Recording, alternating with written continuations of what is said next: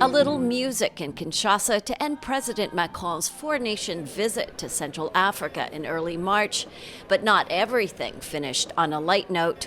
In the Democratic Republic of Congo, which is not a former French colony, some protested Macron's visit. Macron may face an uphill road selling his revamped Africa strategy, one he put to the test in his latest trip to the continent, which also included stops in Gabon, Angola, and the Republic of Congo.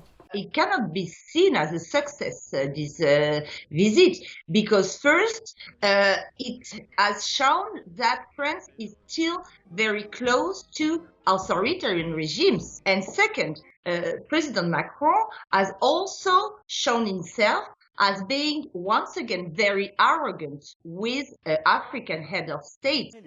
In February, Macron outlined an Africa policy marked by a reduced military footprint and balanced and respectful relations. In its former colonies, France is competing for influence against countries like China and Russia. Closer to home, French influence is being questioned in the European Union.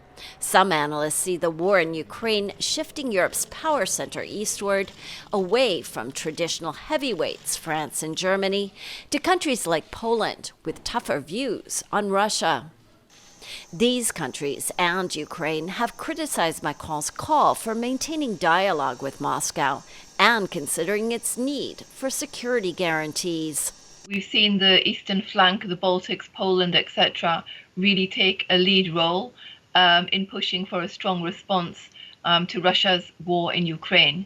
Countries such as France, for example, I wouldn't say they've been sidelined, but some of the policies that the French have had in the past vis-a-vis Russia haven't been popular. Critics say Macron's push for a more autonomous European defense has failed to gain traction. The Europeans are very good at talking, particularly the French, but actually, moving from talk to action is a different thing.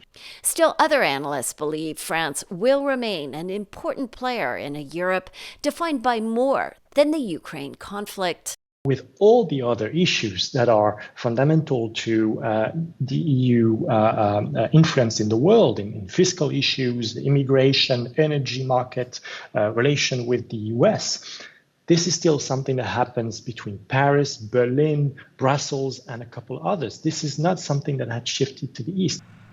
The Ukraine war has made defense a top European priority.